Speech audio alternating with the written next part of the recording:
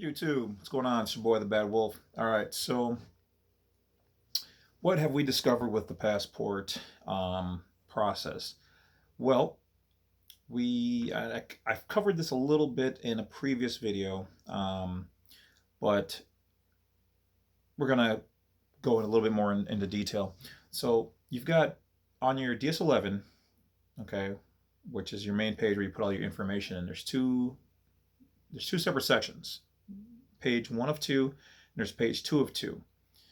And what this is about is noticing that there's a difference between those two sections. A lot of people think it's the same thing, it's the same person, but this is why people are being denied in association with, not are owing back taxes or child support, especially anything more than $2,500, or being in the rears.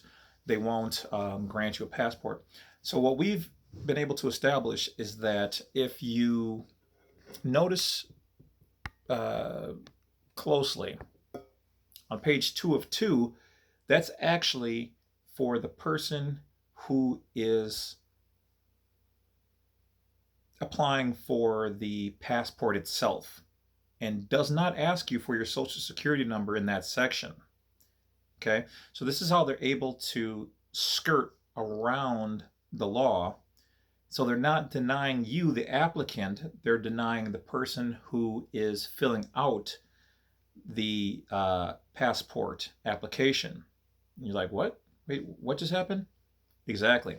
So what they're doing, these people have been denied, is because you've had back taxes or something on your record, but they're using your social security number. Because what happens is in that first section, that's for the person who is authorized to, whether it's you or your mother, your father, friend, whoever else, to fill out their information. So that's who they're asking for the social security number for, not you in the other section. The other section is for even though it's you, it's a twofold application where two separate people can fill this out. Primarily, it's for the mother, let's just say, or the father filling it out for their son or daughter. Okay, page 1 of 2, mother, father. Page 2, the son or daughter. But it's also looked at as you providing your information because you're the one who's authorized to fill it out, and then your actual information. Now, if you don't put your information in there and you put someone else's information, I don't know if they would process it. I don't know, because they have to have somebody's information. But let's say that you're behind in taxes, and let's say that you have child support. Could you technically have somebody else fill out that informational section for you and then have your information put on page 2 of 2, because they don't ask you for your information over there? So like I said before, that's how they're able to utilize your social security information and deny you the child support or tax or whatever else, because you put your information in that first section. So essentially, by law, no place can compel you to give them your social, and you're not supposed to be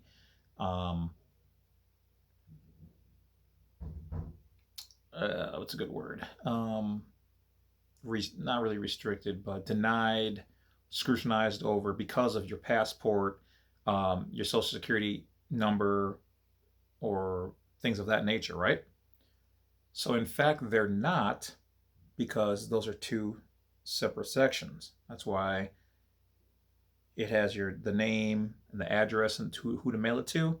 And then over there on page 2 of 2, it has your name and information and address, but doesn't ask for your social. So technically, they're not asking for the social of the applicant.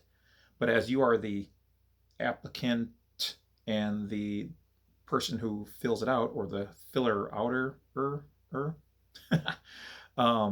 they're penalizing the filler outer and not you, the applicant. But because you happen to be the same person, bang, they got you.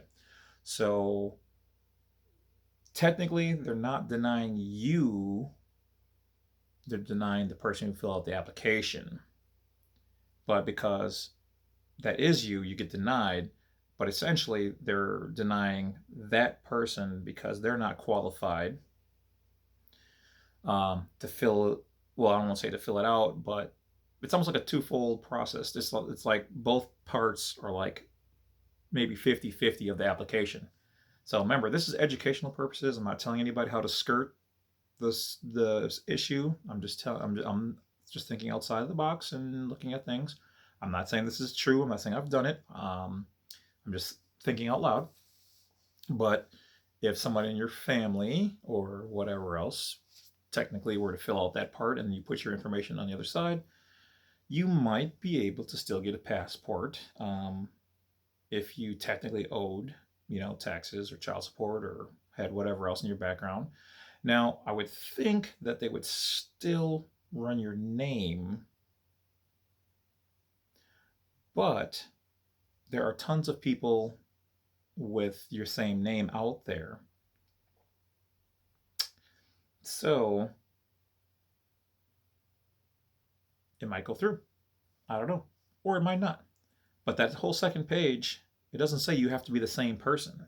I know specifically because we've done it with our child. And he doesn't have, well, he actually does have a social, but on the other page, they don't ask for it for the applicant.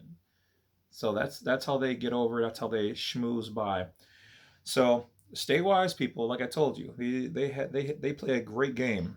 All right, they've been doing this for a long time. So that's about it. Take that information, do what you will. Bad Wolf over and out. Don't forget to hit that bell, like, subscribe on the way, and check out all the stuff down below. Talk to you later. Enjoy the rest of your day. Stay healthy and safe. Coronavirus free.